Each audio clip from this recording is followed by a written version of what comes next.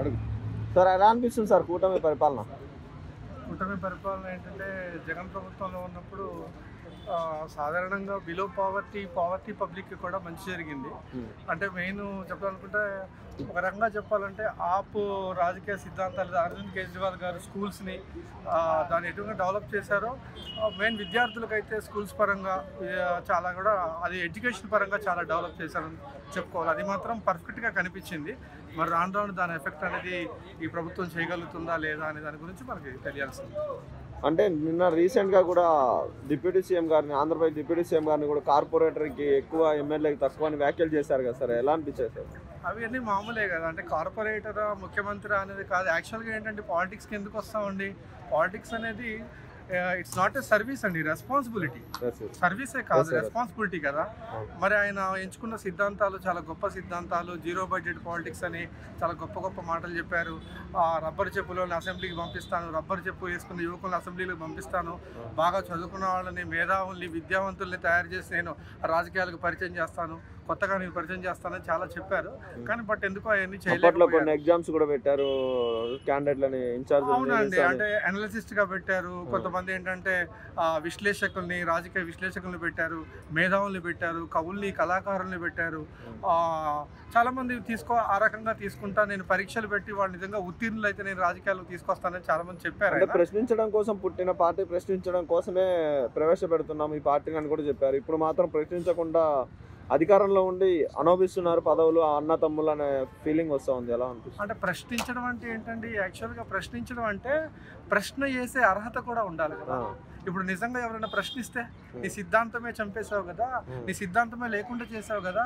నిజంగా చాలా మంది యువకులు నీ మీద ఆశలు పెట్టుకొని ఉభయ రాష్ట్రాల్లో, ఇటు తెలంగాణ కానీ అటు ఆంధ్ర కానీ రెండు రాష్ట్రాల్లో కూడా చాలా మంది యువత ఆయన యొక్క రోల్ మోడల్కి అట్రాక్ట్ అయ్యారు కదా. అంటే నేను నా పరిపాలన ఇలా ఉంటుంది, నేను ఇలా చేస్తాను, రాజకీయాల్లోకి వచ్చిన తర్వాత నేను ఇట్లా కొత్త రక్తాన్ని, నేను యువ రక్తాన్ని నేను ఎక్కిస్తాను, నిజంగా అవినీతి, రౌడీ రాజకీయం, ఆ రౌడీ లేకుండా నేను ఈ కబ్జాదారులు వీళ్ళందరూ ఎవరు లేకుండా ఫ్రెష్ పొలిటీషియన్స్ నేను పరిచయం చేస్తాను, జీరో బడ్జెట్ పాలిటిక్స్ చేస్తానని చెప్పినప్పుడు ఆయన అందరూ చేయలేకపోయినప్పటికీ ఇంకా ఆయన ప్రశ్నించే అర్హత ఆయన ఎక్కడిది? లేదు కదా, ఉండదు కదా. అటు రాజకీయాలు కార్పొరేట్ అవ్వచ్చు, ఎవరైనా ముఖ్యమంత్రి అవ్వచ్చు, ఉప ముఖ్యమంత్రి అవ్వచ్చు, సిద్ధాంతమే చచ్చిపోయినప్పుడు అది పెద్ద వ్యాఖ్య కాదని నేను అనుకుంటున్నాను. అంటే కక్ష సాధింపులు కూడా సార్ ఇప్పుడు పోయినసారి వైసీపీ ఉన్న వాళ్ళప్పుడు, వైసీపీ అధికారంలో ఉన్నప్పుడు కక్ష సాధింపుల చర్యలు ఎక్కువ చేశారు, మేము వచ్చిన తర్వాత అలాంటిది ఏం లేదన్నారు. ఇప్పుడు వచ్చిన తర్వాత రెడ్ బుక్ అంటూ ఆ బుక్ ఈ బుక్ అని చెప్పి అందరినీ బొక్కలు వేస్తా ఉన్నారు సార్, ఎలా అనిపిస్తుంది సార్? అంటే రాజకీయ థీమే కక్ష సాధింపండి.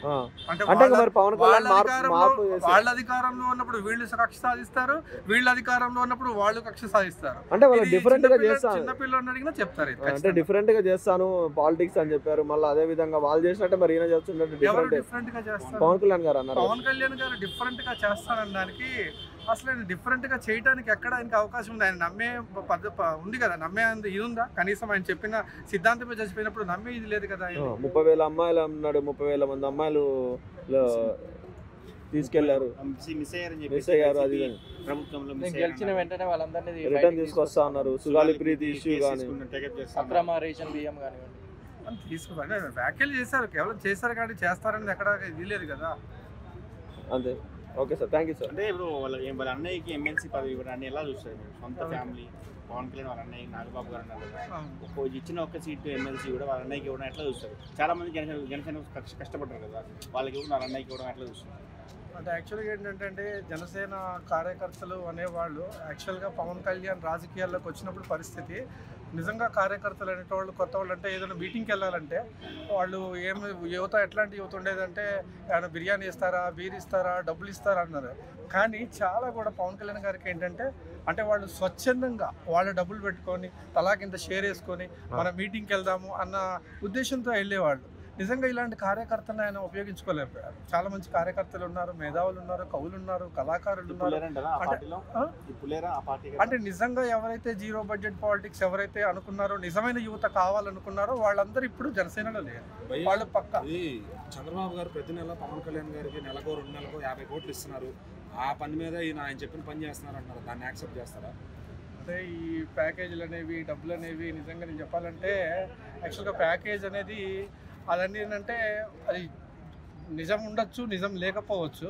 కానీ ఏంటంటే మనం మనం ఎందుకు సిద్ధాంతం రెండు కలిపి కూటమిగా పనిచేసినప్పుడు కంపల్సరీగా నమ్మే అవకాశం కూడా ఉండొచ్చు. అంటే ఇది అందరూ చెప్పే మాట కాదు, కేవలం వైసీపీ సోషల్ మీడియాలో వినపడుతున్న మాట.